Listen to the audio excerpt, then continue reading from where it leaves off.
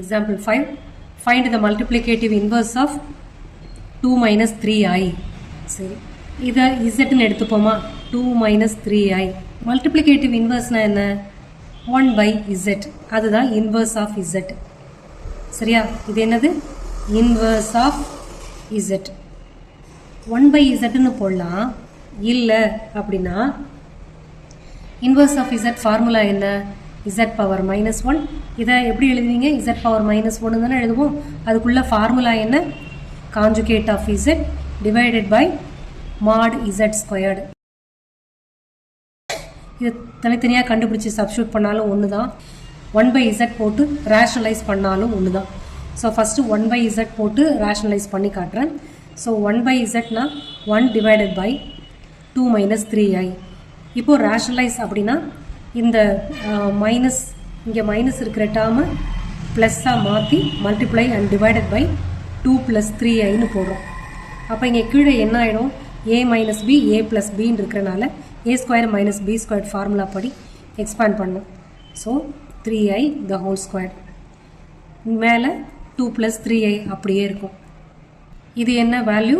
2 + 3i அப்படியே இருக்கும். கீழே 4 minus 3 squared அப்படின்னா 9, i squared அப்படின்னா -1. ஸோ அந்த -1ம் இங்கே இருக்கிற மைனஸும் சேர்ந்து ப்ளஸ் ஆகிடும். ஸோ 4 + 9 13ன்னு வந்துடும். So 2 + 3i divided by 13. இதை எப்படி பிரித்து எழுதலாம்? 2 divided by 13 ப்ளஸ் i 3/13 இப்படி எழுதலாம். So real part plus imaginary part அப்படி கிடச்சிருக்கா? அப்படி தானே கொண்டு வர சொல்லியிருக்காங்க. இதுதான் multiplicative inverse. So multiplicative inverse கண்டுபிடிச்சாலும் அதுவுமே காம்ப்ளெக்ஸ் நம்பர் தான். ஓகேவா? ஸோ இது ஒரு ஃபார்மேட். இப்போ இது கண்டுபிடிச்சி பார்க்கலாம். Inverse of z equal to conjugate of z divided by mod z squared. So conjugate of zனா என்ன? இப்போ z equal to 2 minus 3i. அப்போ இந்த இமேஜினரி பார்ட்டுக்கு சைனை மாற்றணும். அதுதான் காஞ்சுகேட். ஸோ 2 + 3iன்னு வந்துடும். அடுத்து mod z. mod zனா என்ன? Square root of a squared plus b squared. ஏன்னா ரியல் பார்ட், பின்னா இமேஜினரி பார்ட். இங்கே ரியல் பார்ட்டில் என்ன இருக்குது? 2 இருக்குது. ஸோ 2 ஸ்கொயர்டு ப்ளஸ் ஐ விட்டுறணும். ஐ விட்டுட்டு b ஸ்கொயர்டு. ஸோ 3 ஸ்கொயர்டு அப்படின்னு வரும். அப்போ திரும்ப என்ன? 4 + 9 இல்லையா? அப்போ √13. நமக்கு தேவை mod z ஸ்கொயர்டு. அப்போ mod z squared equal to square root of 13 square. அப்போ 13ன்னு கிடைக்குது. அப்போ நம்ம ஃபார்முலாவில் சப்ஸ்டியூட் பண்ணிடலாமா? Inverse of z is equal to conjugate of z and mod z squared. Conjugate of z என்ன பார்த்தோம்?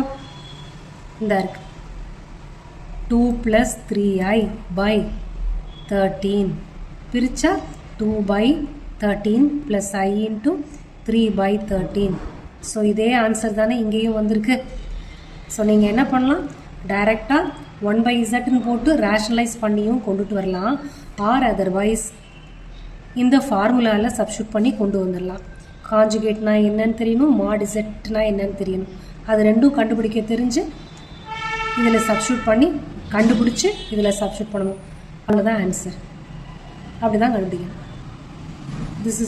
These are the two ways to find the multiplicative inverse.